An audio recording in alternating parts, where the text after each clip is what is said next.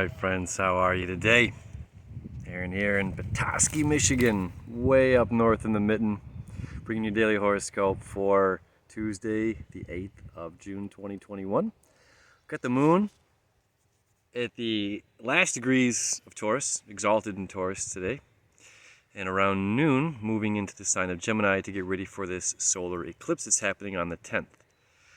So before the moon leaves the sign of Taurus, again, it's around noon when this happens. So the whole first part of our day, of course, depending on where you're at, the moon has a sense of stability. The moon is still creating a trine over there to Pluto, which is about a transformation of how we are governing ourselves, a transformation in how we're viewing ourselves.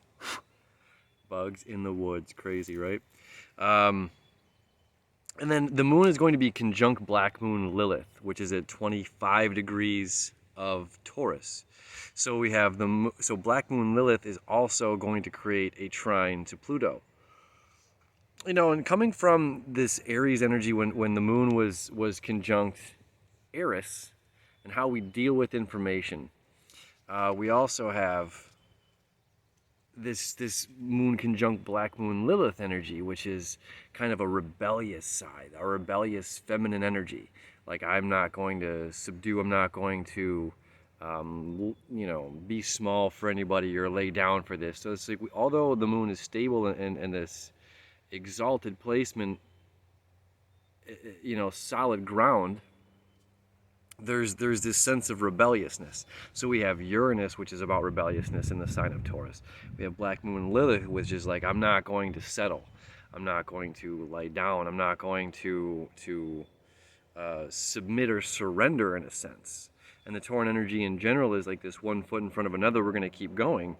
So this can also be, in the sense of traditions, and that's a huge one, which this is about leading up to this eclipse, is like tradition. Okay, so it's like just because it was traditional and we see a different way now, we know a different way, or we know that it might not be right. What was this traditional approach? It's saying no to something. It's really weird, which is like something that's popping up. So I'm just going to share it. But it's like something like circumcision. Sounds really strange, but it's like, who cares if that was a tradition of the past? There's no way we're going to allow that to happen now. We know too much, or whatever it is. It's just a very random thing. Like I said, it's something that popped up. So this can apply to your life in any way that you want to. But something is traditional, no longer seeing the proper use for it. So this is like, yeah, no, we're done. We're moving on from that. So moving on. Then the moon's going to move into the sign of Gemini. It's all about information. And it's going to square to Jupiter, which is in Pisces. We have Venus still creating a trine to Jupiter. We have Mars still creating a trine over to Neptune. Mars is still creating an opposition to Pluto. So we have both our planet of passion and action, our planet of love, wants, and desires, both creating these trines, easy flow of energy from the water element of Cancer, which is about nurturing and security, our personal securities, home. Creating these water trines to our planets of expansion. Expand. And this is like reaffirming and kind of kicking to us. It's like life can still get better and better and better and better. And this is moon moving into Gemini squared to Jupiter. This is where our own mind is being used as a filter.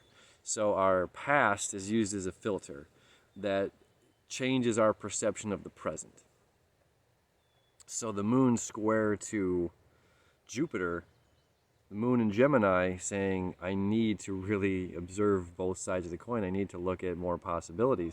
And just because this is where I'm at now doesn't mean something can't dramatically improve and be joyous and abundant and amazing at any point in time. Tomorrow, in 5 minutes from now, the most amazing or magical thing could happen. It's like, expect the unexpected, with that Uranus and Taurus, like things are going under great change. And then it's like, really, how good can things get? And why are we putting our own mental cap on something? Why are we putting our own limit?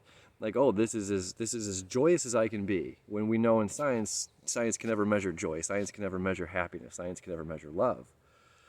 This is something completely internal. And that's part of the joy and beauty of this day and leading up to this eclipse is like knowledge can imprison us and knowledge can free us. And if we're using the knowledge to free us, that's going to set us up in a really great place to be able to open our arms to embrace whatever's coming our way. Right?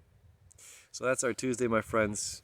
Hope you have a beautiful day as always. Thanks for hanging out with me. We'll see where we end up tomorrow. Shh.